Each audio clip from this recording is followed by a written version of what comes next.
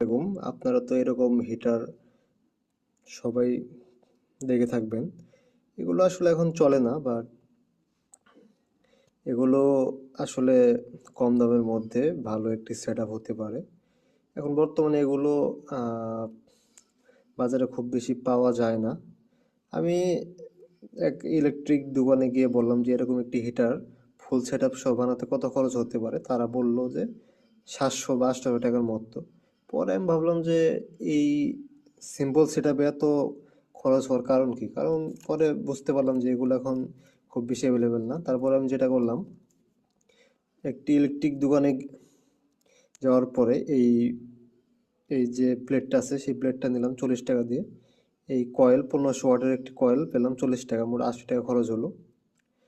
তারপরে আমি হিটারের এই বডির জন্য আমি তার বডি কেনার জন্য গেলাম। তারা দাম মোটামুটি 200 টাকার মতো চাইলো, যেটা সিমেন্টের তৈরি করা হয়। তারপরে ভাবলাম যে দেখি কম খরচে তৈরি করা যায় কিনা। পরে এরকম ফুলের টবের মধ্যে এই সেট আপ করার প্ল্যান করলাম। এই টবটা মোটামুটি 40 টাকার মতো পড়লো। তো তারপরে এখানে তার আছে দেখতে পাচ্ছেন, আর এখানে একটি প্লাগ। এই প্লাগ হয়তো বা 20-30 টাকার মধ্যে পেয়ে যাবেন, আর তার হতে পারে আরো 30 টাকার। হ্যাঁ, তো এই সিম্পল সেট আপে আমি তৈরি করার চেষ্টা করলাম। তাহলে মোট আমার খরচ হলো 120 আর 60, 180।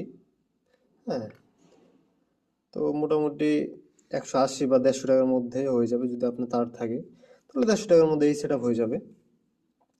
আর এই সেট আপটি আমি যখন দোকানে গিয়ে বললাম কত টাকা লাগবে, তখন তারা বলল যে 700 থেকে 800 টাকা লাগবে। আসলে সেট আপ করতে পারলে কম খরচে অনেক কিছু তৈরি করা যায়। তো এটি এখন চেক করব আর দেখি কিরকম কাজ করে।